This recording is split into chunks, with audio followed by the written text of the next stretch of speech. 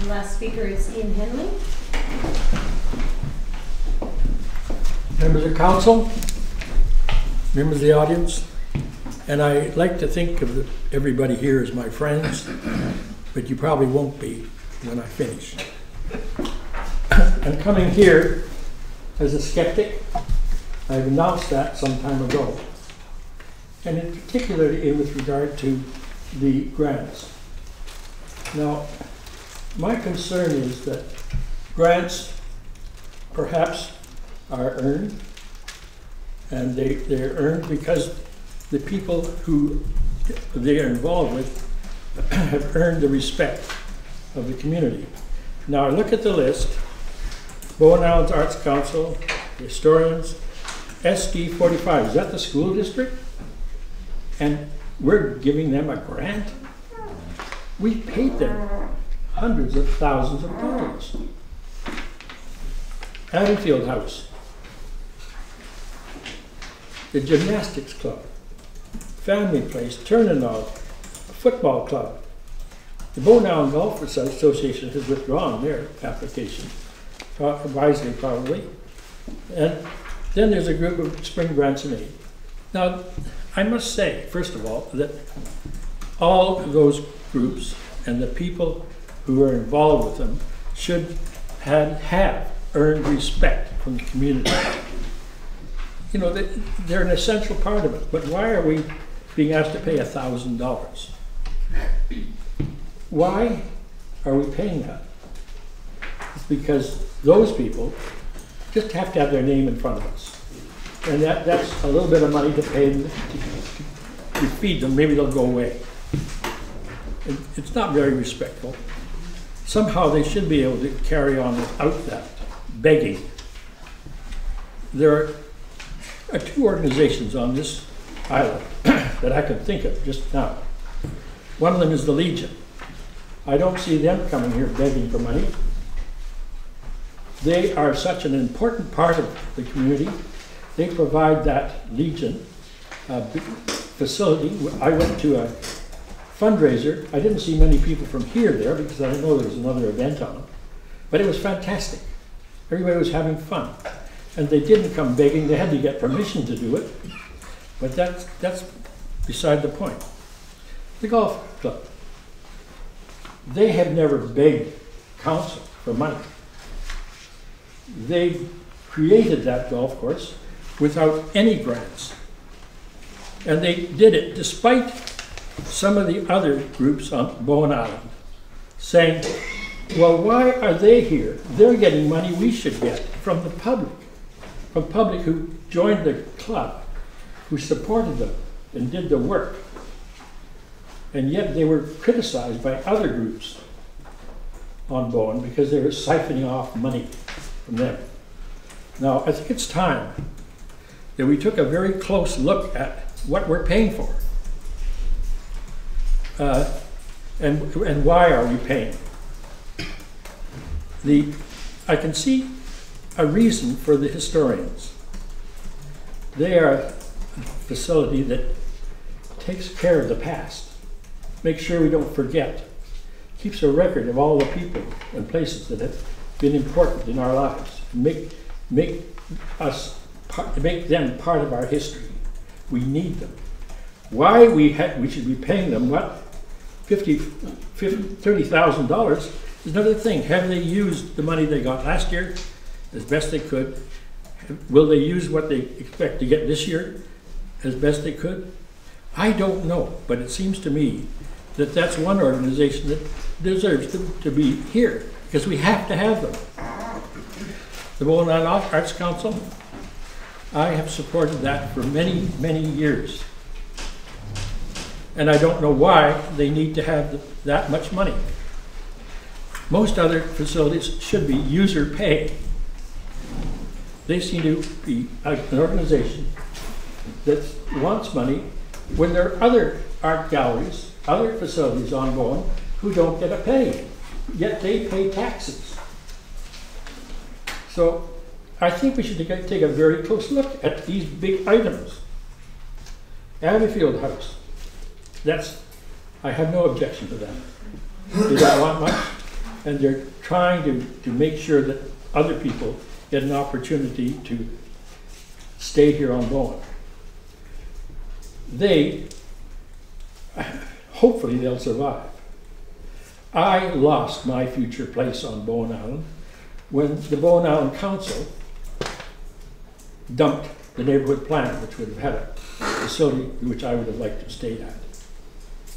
And consequently, because of that, I'm not in favor of things like the Civic Center facility.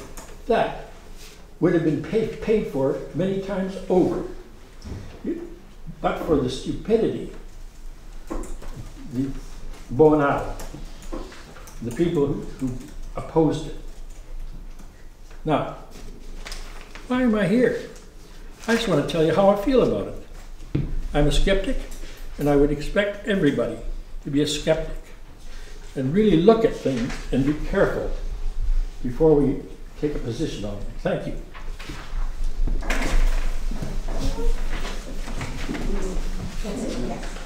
Our next item of information is staff reports. 4.1 is Karen Blow, our Chief Financial Officer, regarding the 2012 community grants and spring grants submissions. Over to you, Karen. Thanks very much. Oh, I'm sorry, Karen. Can I just interrupt for 1 second? I did this earlier. I just a little round of happy birthday to Councillor Crow Lucas, who turned 70 a couple days ago. That's not public. That's not public. No. Happy birthday. This is what's left over of the birthday goodies right here. I just wanted to see him go red. I think they're just handing it. Sorry, Karen, go ahead. Oh, thank you. And I just want to hijack the agenda for a minute. When Bill Newport mentioned that he received his tax bill, I just wanted to publicly thank the staff, and it was pretty much every department was in there folding and stuffing the tax notices. We have 2,312 taxpayers, so there was 2,312 envelopes, and if you go in the back office, there's still some piled up right now. And in there, we put the SWORMAC insert. So we folded those, stuffed those in there. We have the little decal and change of address insert, and we have a how to pay your taxes insert, and we have the actual tax notice. This, as you know, is a great big long folded thing. So that's a couple of days of folding and stuffing for the staff, and then running through the postage machine. So I appreciate the staff doing that. At the top of how to pay your taxes is a request for householders to complete a householder survey for 2012, or yeah, 2012, I said 2312, but that's the number of taxpayers. So there's a link on the top of our website if you go to the www.bimbc.ca, or it's also on the how to pay your taxes. So it's not just for residents that own a house, but also for people who rent a property on the island. So spread the word and complete the survey, please, and it will really help us get some feedback on what you value, and such as what Mr. Henley's talking about there. It's nice to hear what people think, because sometimes we don't know that. So I appreciate that. So thanks. I'll move on now to the community grants. So there's two different reports here because I didn't have, I hadn't formed a recommendation when I first got the agenda out. But subsequent to that, there's a purple document which has a suggestion. It's just a compilation of feedback that I've received from councillors, and you know, kind of flavored with what I hear in the community and what I've heard from taxpayers, but mostly it's council feedback. And everybody's opinions, you know, give it all to the Arts Council, don't give any to the Arts Council, or give all to this group, or don't give, or divide it up evenly. So there's lots of different ways of looking at this. The size of the budget is 100, sorry, now I'm sure about that, $140,968.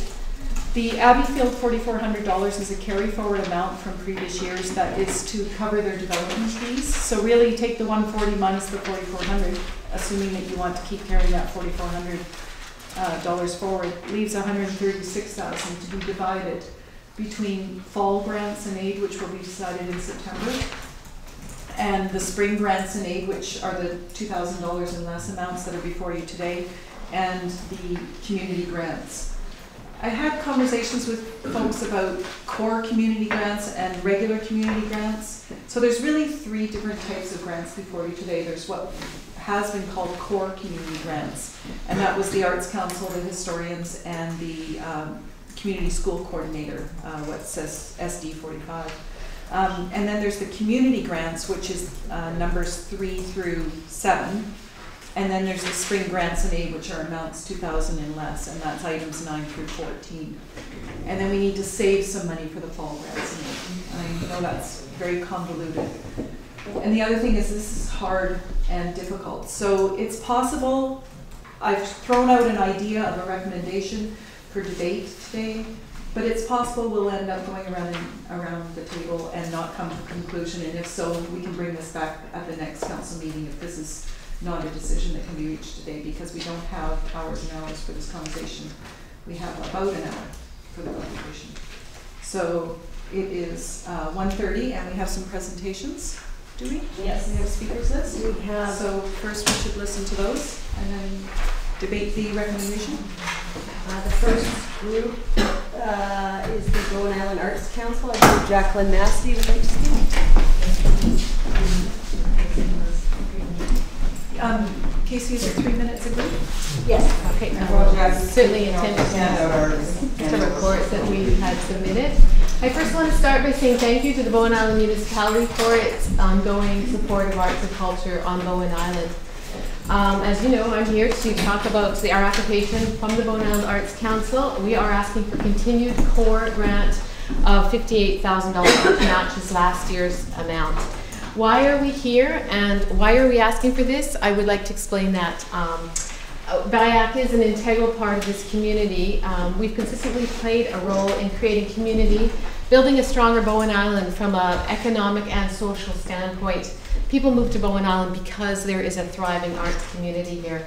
We operate the gallery at Artisan Square. We hold about 12 to 15 exhibits a year. We host a series of programming classes for people of all ages. We coordinate the rental of the gallery as an affordable venue for a number of groups. We host a writers' festival. We coordinate a studio tour. We hold an art walk. We have many fundraising events. We network and partner with a number of organizations, including the municipality on many levels. We put art on your wall. This last year, we also launched the classical concert series, and this year, as with your support, we are now operating the visitor center. Okay, how do we do all that, you might ask? BIAC is a lean nonprofit organization. There is no fat on these bones. You know, we have one staff member, a part-time curator, and a part-time bookkeeper. And the rest of the work is done by a dedicated team of very multi-talented volunteers. These people, we have about 6 different committees, and all volunteers make things happen. They do everything from jury art exhibits, schedule the classical concerts, organize galley events, sit the gallery, paint the walls, sell tickets, show up, and then clean up after. We are successful thanks to them. It's a huge team. Annually, we have an operating budget of approximately $180,000. That's what we're going into for this fiscal year. Our revenues are derived from a combination of our own sales, revenue from sales, funding from all levels of government, including the federal, provincial, and local, donations, and fundraising. The funds we receive from BIM help cover our operating costs. Our programs, such as the classical concert series, must be self-sustaining in that they must raise all their own revenues to cover their costs. Otherwise, they are cut.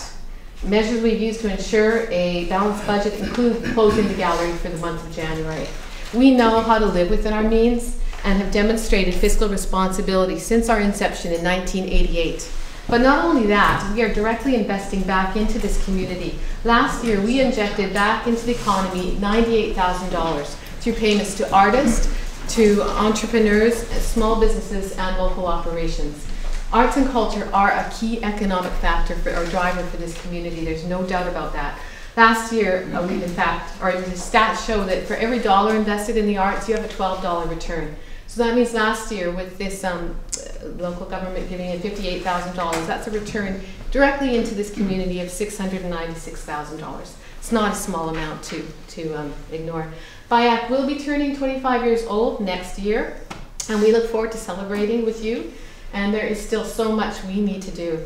BIAC is fulfilling the mandate of the Cultural Master Plan, your bylaw, as best as we can with what we've got. Our partnership with the municipality, trying to speak very quickly, is reaping benefits for everyone. We see ourselves as an arm of your community recreation department. As you know, arts are a form of recreation, equal to sports in terms of their social health and welfare benefits. We assist the recreational department by organizing arts and cultural programming for the entire island. Along with the community school coordinator, we are working to streamline the delivery of programs and services. Right now, the group is talking about going paperless with an online brochure, and we're all putting in our own money as well as time and resources into that project. Of course, you know, we are committed to our role as catalysts to bring about the realization of a community center, providing vision, direction, and expertise, and committing to raising significant capital operating endowment funds when it's time for us to move into action. We're thrilled to hear the Council is moving towards creating an economic development plan.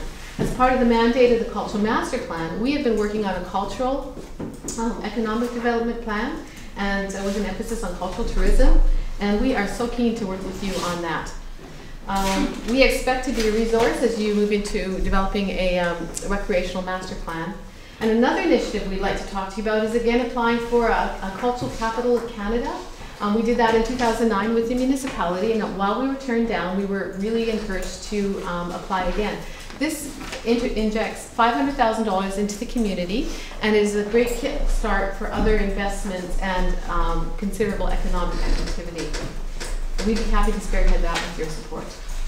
And we'd still like to talk to you about entering into a service agreement. It's a common model of funding, common in other municipalities, which clearly lays out our responsibilities and your expectations in exchange for the funding we receive.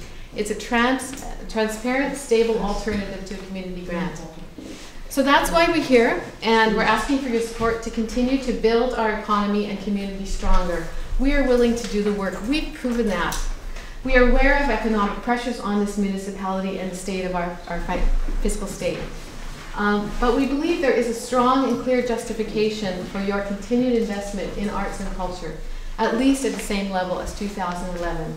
We hope you agree with us, and if you don't, you're very interested in the rationale. Thank you very much.